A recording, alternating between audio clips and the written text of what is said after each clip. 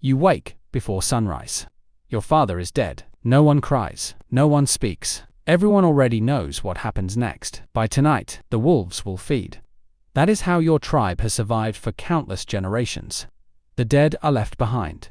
The living must keep moving. But today, something is different. Your mother kneels beside his body. She grips a sharpened antler. Then she drives it into the frozen earth. Again, again, again. Soon, the entire tribe joins her. Hours pass. Hands split open. The ground is harder than stone. No one gives up. You stare in confusion. Why would starving people waste their last strength digging a hole for someone who will never breathe again? That question has puzzled archaeologists for more than a century. Because somewhere in prehistory, humanity did something no one expected. We stopped abandoning our dead, and we started burying them. That single decision may have changed the human mind forever. But why? To understand the answer, we have to return to a world where death was everywhere. Imagine living during the Ice Age.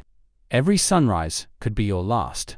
Lions larger than any alive today stalk the grasslands. Hyenas could crush bone with one bite. Winter could freeze an entire family to death. Food was never guaranteed. Every calorie mattered. Every hour mattered. If someone died, the logical thing was to leave the body behind. Digging a grave, using only stone tools and antlers, could take an entire day. That was a day you weren't hunting. A day your children weren't eating. A day predators could find your camp. From a survival perspective, burying the dead made almost no sense, which is exactly why scientists became fascinated when the evidence began to appear. At first, nobody believed it. Early archaeologists assumed ancient skeletons found inside caves had simply fallen there. Maybe floods carried them.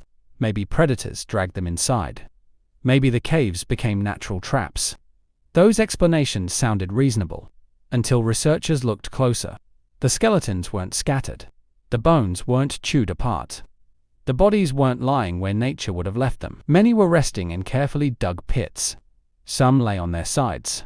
Others had bent legs and folded arms. Their positions suggested something extraordinary. Someone had placed them there, deliberately. But then archaeologists discovered something even more unexpected. One cave in present-day Israel contained evidence that would force scientists to rethink the story of humanity. It is called Qafzeh Cave. Buried beneath thousands of years of sediment were the remains of early modern humans, dating back roughly 100,000 years. One grave immediately stood out. It belonged to a child, a pair of red deer antlers, carefully placed, not dropped by accident, not washed in by water, placed there by another human being before the grave was sealed. Why? No one knows for certain. Professor Paul Pettitt, one of the world's leading researchers on prehistoric burial, argues that discoveries like this suggest these people were doing far more than simply disposing of a body. They were expressing something deeper: memory, respect, grief, or perhaps the earliest signs of symbolic thought. But archaeologists still debate exactly what those antlers meant. Were they a gift? A ritual? The mystery only grew deeper. Because Qafzeh wasn't the only site. Nearby at Skhul Cave, scientists uncovered more carefully buried humans.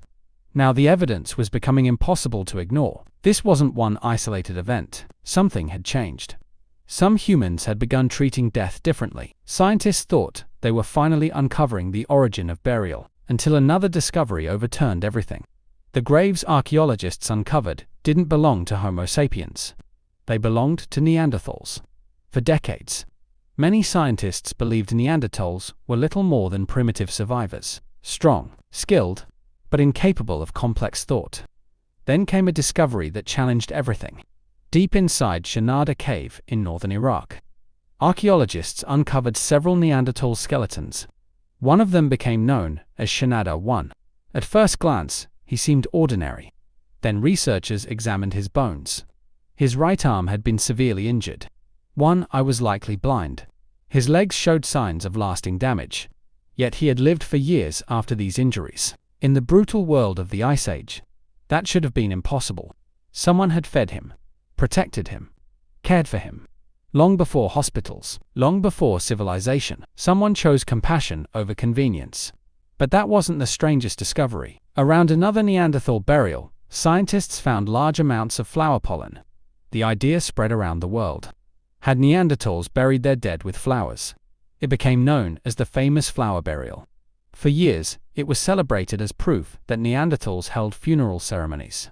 Then, scientists thought they knew the answer, until they looked closer. Some researchers argued the pollen may have been carried into the cave by burrowing rodents, rather than placed there by people. Today, archaeologists still debate that specific claim. But here's what most researchers agree on. Even if the flowers weren't intentional, there is still strong evidence that at least some Neanderthals deliberately buried or carefully placed their dead.